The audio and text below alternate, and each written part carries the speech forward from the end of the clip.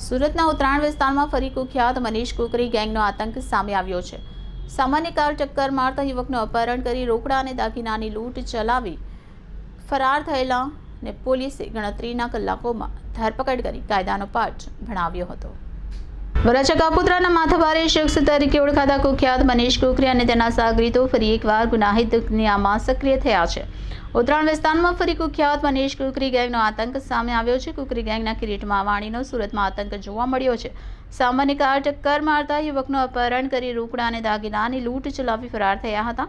કિરીટ માવાણી વિરુદ્ધ સુરત અને અમદાવાદમાં 18 ગુના દાખલ થયા છે। અપહરણ કરી ખંડણી માંગ્યા બાદ કહ્યું, માવાણી એટલે આપણે ભાઈ કહેવાય। ભોગ બનનાર યુવક છૂટ્યા બાદ પોલીસને જાણ કરતા પોલીસ આવતા પોલીસની ગાડીને ટક્કર મારી કિરીટ ભાગી છૂટ્યો હતો। ઉત્તરાયણ પોલીસે કિરીટ માવાણીની ધરપકડ કરી અને આરોપીની શોધખોળ હાથ ધરી છે।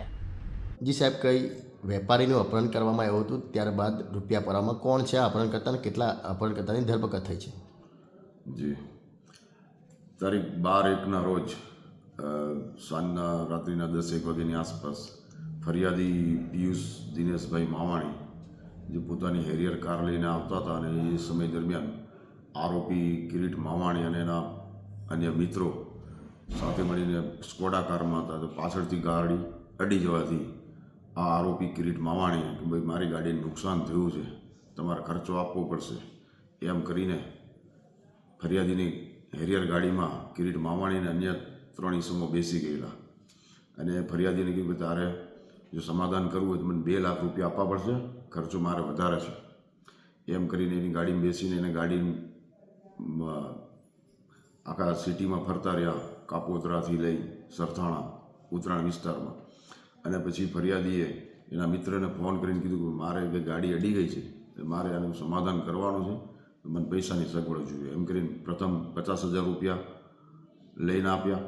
અને જે મિત્ર 50,000 રૂપિયા લઈને આવ્યો હતો એને પણ આ આરોપીએ હેરિયર ગાડીમાં બેસાડી લીધો, એમની સાથે મારઝૂડ કરી હતી અને કે બીજા પાછા રૂપિયા દેવા પડશે એવી ધાક ધમકી આપી બીજા 19,000 રૂપિયા ફરીથી મેળવ્યા લોકોએ।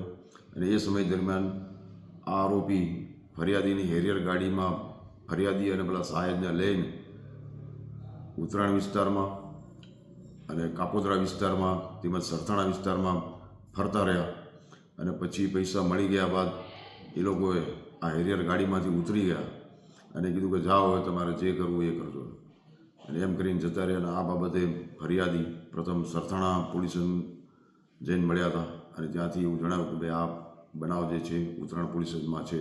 એટલે સવારે અહીંયા પોલીસ સ્ટેશન આવતા ફરિયાદીની વિગતવારની ફરિયાદ લેવામાં આવેલી છે અને આ કામે મુખ્ય આરોપી કિરીટ માવાણી એને પકડી લેવામાં આવ્યો છે, નામદાર કોર્ટમાં રજૂ કરી એના 3 દિવસના કસ્ટડી રિમાન્ડ મેળવ્યા છે। આ કિરીટ માવાણી ભૂતકાળમાં મનીષ કુકરી ગેંગનો એક સભ્ય હતો એવું માહિતી જાણવા મળેલ હતી। સાહેબ, કોઈ ગુનાહિત ઇતિહાસ છે એના? જી, આ કિરીટ માવાણી ઉપર 18થી વધુ જેટલા ગુના દાખલ થયેલા છે। સરથાણા, કાપોદ્રા, ઉત્તરાયણમાં જ ગયા વર્ષે પણ એક ગુનો દાખલ કરવામાં આવ્યો છે। તે સિવાય અમદાવાદ અલગ અલગ જગ્યાએ આના ઘણા ગુના દાખલ છે। સાહેબ, આરોપી છે જ્યારે પોલીસ પકડવા ગઈ ત્યારે પોલીસની ગાડીને બી ટક્કર મારી હતી? ના, એ ટક્કર મારી કે એવું નહીં, પોલીસની ગાડીને સાઈડ પરથી નીકળી ગયું એવું જણાવે છે।